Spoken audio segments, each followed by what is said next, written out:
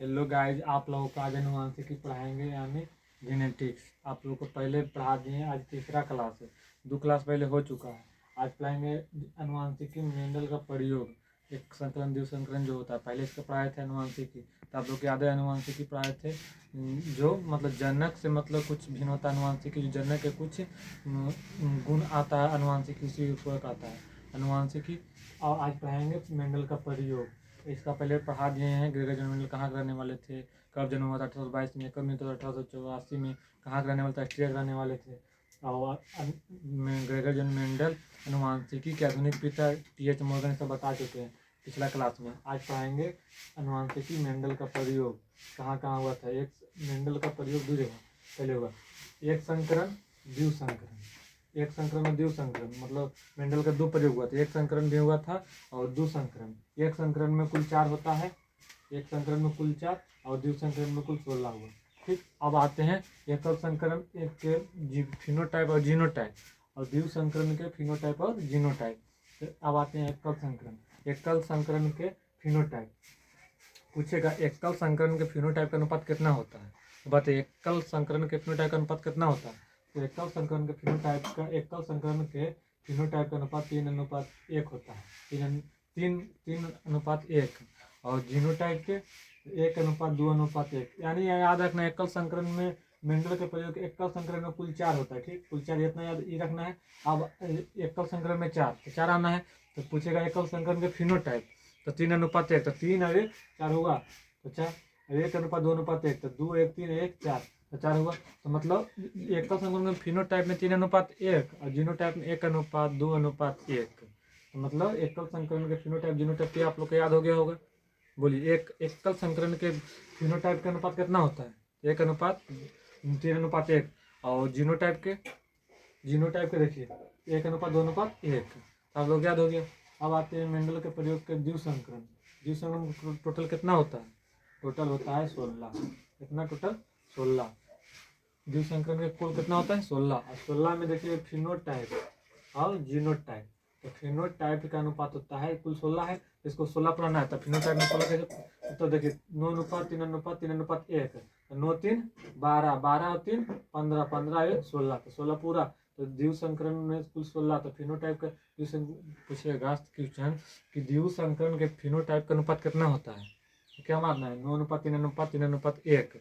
और जीनोटाइप द्विसंकरण के जीनोटाइप का अनुपात कितना होता है, 1:2:1। याद करना, 1:2:1, फिर 2:4:2, फिर 1:2:1। पहले याद रखना 1:2:1 और बाद में 2:4:2। देखिए इसका मतलब दोगुना कर देना है बीच में। 1 के दोगुना 2 और 2 के 4 और 1 के 2, तो देखो बीच में हो गया। फिर इधर फिर ऐसे हो जाएगा जो आगे में लिखे हैं। ये आगे में लिखे 1:2:1 लिख दिए। और उसके बाद इसका आगे की होगा, एक दोगुना करना है। तो एक दोगुना की होगा, 1 के ऊपर 2, 1 स्क्वायर 2, 1 स्क्वायर 1 होता है, जैसे 1 के ऊपर 2 और 2 दूनी 4, 1 फिर 1 1 2, 2:4:1। और फिर इसका फिर जो है इसके बाद लिख देंगे 1:2:1। तो मतलब हो गया द्विसंकरण के जीनोटाइप के अनुपात 1:2:1, फिर 2:4:2, फिर 1:2:1। तो इलेवन आएगा। मतलब इससे क्वेश्चन मतलब 2 को तो एकदम क्लियर है कि बनना है। एकल संकरण द्विसंकरण पूछिए देना है। ये पूछा कि वीवीआई अनुवांशिकी है, यानी वीवीआई मतलब चैप्टर में वीवीआई, इससे सबसे अधिक मैट्रिक इंटर में बनता है क्वेश्चन, तो अनुवांशिकी जेनेटिक्स बनता है। एकल संकरण द्विसंकरण के फिनोटाइप का अनुपात तो 9:3:3:1। और जीनोटाइप का अनुपात 1:2:1, 1:2:1, 1:2:1। और फिर 2:4:2, फिर 1:2:1। इतना दूर आप लोगों को समझ में आ गया होगा, हम जानते हैं याद हो गया होगा आप लोग को। इसी से बोल रहे हैं, साथ में बोलिएगा तो याद हो जाएगा, एकदम क्लियर है। अब आते हैं मेंडल के नियम। मेंडल को हमको नियम दिए। मेंडल ने एक संकरीय द्विसंकरीय क्रॉस के आधार पर अनुवांशिकी के कुल 3 नियम थे। मेंडल कुल 3 नियम दिए, एक संकरण और द्विसंकरण के आधार पर। पूछेगा मेंडल किनके आधार पर नियम दिए थे, तो बताएंगे। गहरा जब क्वेश्चन जाके पूछता है तो कहता है थ्योरी, इसीलिए पढ़ना थ्योरी जरूरी होता है कि मेंडल किनके मतलब किनके आधार पर नियम दिए थे। तो मेंडल एक संकरीय एवं द्विसंकरीय क्रॉस के आधार पर, एक संकरीय क्रॉस और द्विसंकरीय क्रॉस, इसका पहले वाला वीडियो में बताए हैं, एक संकरीय द्विसंकरीय। तो एक संकरीय एवं द्विसंकरीय क्रॉस के आधार पर अनुवांशिकी के कुल 3 नियम दिए थे। कौन कौन नियम है, कौन कौन, तो पहला है प्रभाविता का नियम, पहला प्रभाविता का नियम, और दूसरा पृथक्करण का नियम। पहला प्रभाविता का नियम पूछता है कि मेंडल दे देगा इनमें से कौन मेंडल का नियम है, तो बोल देगा प्रभाविता का नियम। पृथक्करण इसमें एक ऑप्शन दे देगा, उसके बाद में अलग अलग दे देगा। इसमें प्रभाविता का नियम, मेंडल का क्या नियम है, 3 नियम। कौन कौन नियम, प्रभाविता, पृथक्करण, फिर स्वतः अपव्यूहन नियम। कैसे याद रखना, प्रभावित होंगे तो पृथक्करण, जब कोई प्रभावित होता है तो पृथक्करण, फिर उसको पृथक्करण होता है, फिर पृथक्करण का स्वतंत्र अपव्यूहन का नियम। प्रभाविता, स्वतंत्र अपव्यूहन, पृथक्करण का नियम, प्रभाविता नियम, पृथक्करण का नियम, फिर अपव्यूहन का नियम, स्वतंत्र अपव्यूहन का नियम।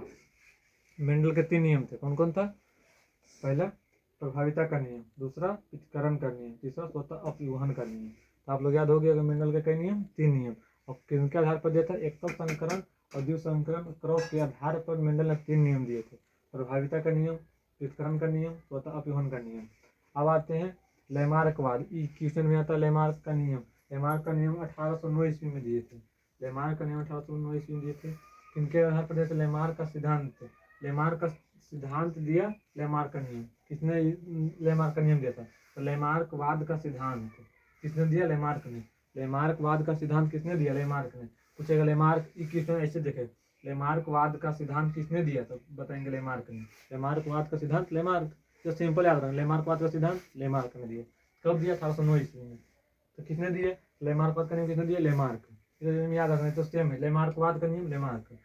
पुस्तक इनका लैमार्क का पुस्तक आया था, फिलोसफिक जूलॉजी, फिलोसफिक जूलॉजी पूछेगा, फिलोसफिक जूलॉजी किनका किताब है, फिलोसफिक जूलॉजी किनका किताब है, तो बताएंगे लैमार्क।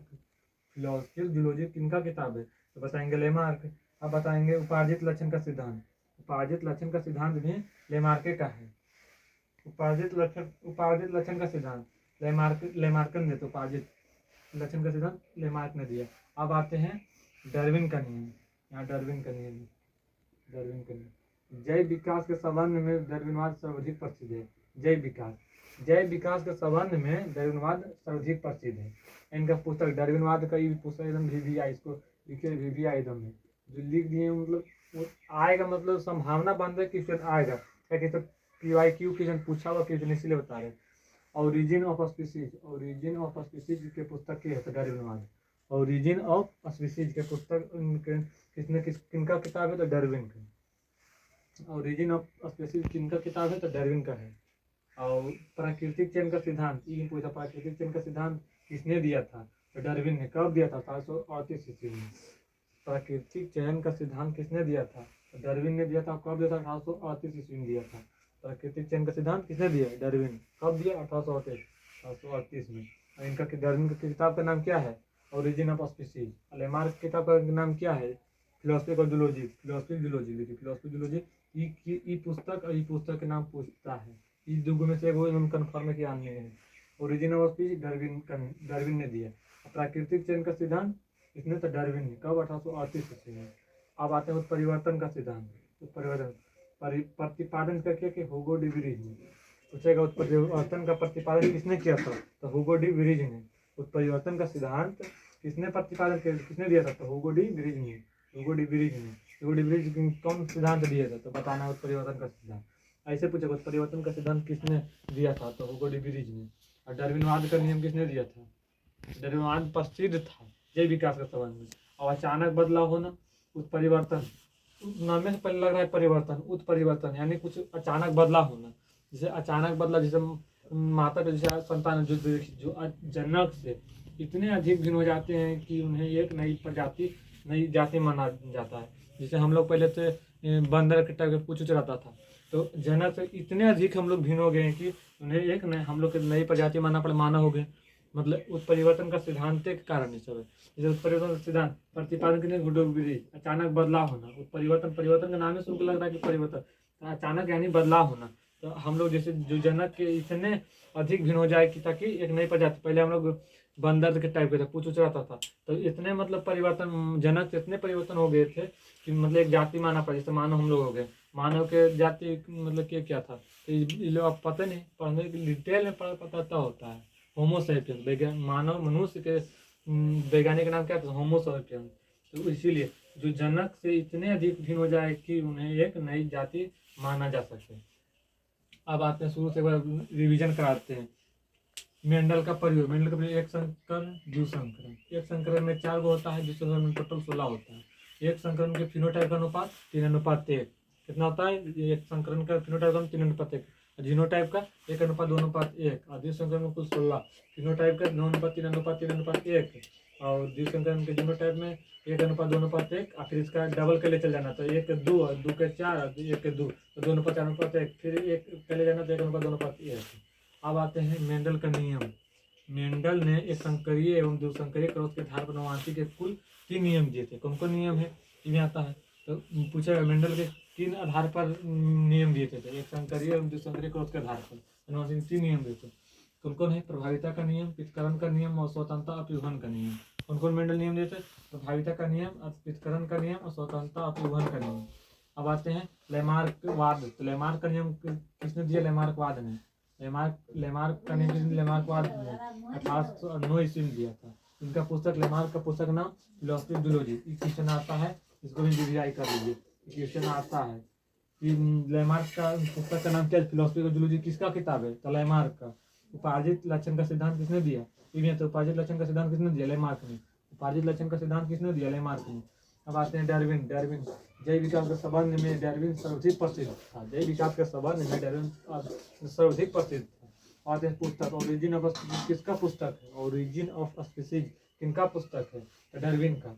और प्राकृतिक चयन का सिद्धांत किसने दिया था? डार्विन का 1838 में। 1838 में प्राकृतिक चयन का सिद्धांत किसने दिया? डार्विन का 1838 में। और आर्य उत्परिवर्तन का सिद्धांत, उत्परिवर्तन यानी उत्परिवर्तन का नाम ही सुनकर लगता है परिवर्तन कुछ हुआ। तो प्रतिपादन किसने किया? ह्यूगो डी ब्रिज ने। उत्परिवर्तन का उत्पादन का प्रतिपादन किसने किया था? ह्यूगो डी ब्रिज ने। अचानक बदलाव होना, तो परिवर्तन मतलब अचानक बदलाव होना। जैसे हम लोग पहले थे बंदर टाइप के, तो अचानक जनक से अधिक भिन्न होने के कारण हम लोग एक जाति, नई जाति माना जा सकता है। हम लोग मानव गए, पहले हम लोग बंदर के टाइप थे, अब मतलब अधिक भिन्न होने के कारण हम लोग अब जाति बना लिए मानव के वैज्ञानिक नाम किसने किया? तो होमो सेपियंस में बताया था। अब आप लोग आएंगे अगला वीडियो में लेके, और उसके बाद में आप लोगों को इसमें कोई दिक्कत होगा तो आप लोग कमेंट कीजिएगा। और जय हिंद। आप लोगों को अगला टॉपिक लेकर आते हैं, अनुवांशिकी पूरा खत्म कर देंगे। जय हिंद।